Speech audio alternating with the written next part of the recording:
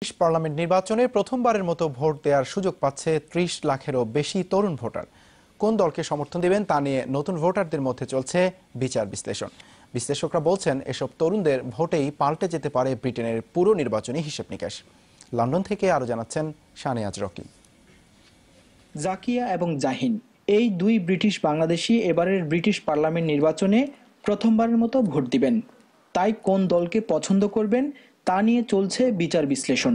When I first started university, that's when the first changes by the Tory government, the coalition government, was changed from £3,000 to £9,000, and this affected me very dearly.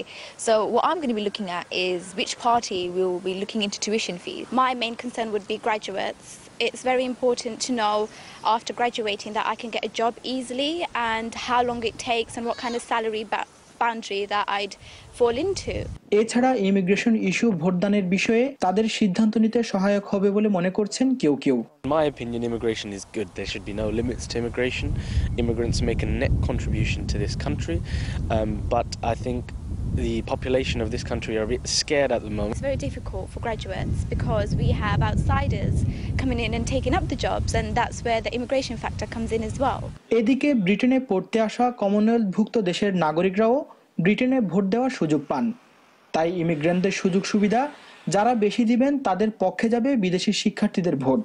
আমাদের চাওয়া হচ্ছে আমাদের যে স্টুডেন্টদের যে ফেসিলিটিগুলো কাট করা হয়েছে, যেমন PSW কাট করা হয়েছে, সেটা যেন আমরা ফিরে পাই, এবং নতুন করে যে NHS যে ফি নির্ধারণ করা হয়েছে 150 পাউন্ড করে স্টুডেন্টদের জন্য, সেটা যেন আমাদের কাট করে দেওয়া হয়। ইউগভের তথ্য মতে ব্রিটেনে মোট ভোটার সংখ্যা 46 মিলিয়নের বেশি, যার মাঝে প্রথমবার ভোট দিবেন এমন ভোটার 3 মিলিয়নের উপরে। তবে তরুণ ভোটারদের দাবি ভোটদানের বয়স যেন 18 থেকে কমিয়ে 15 থেকে 16 বছর করা হয়।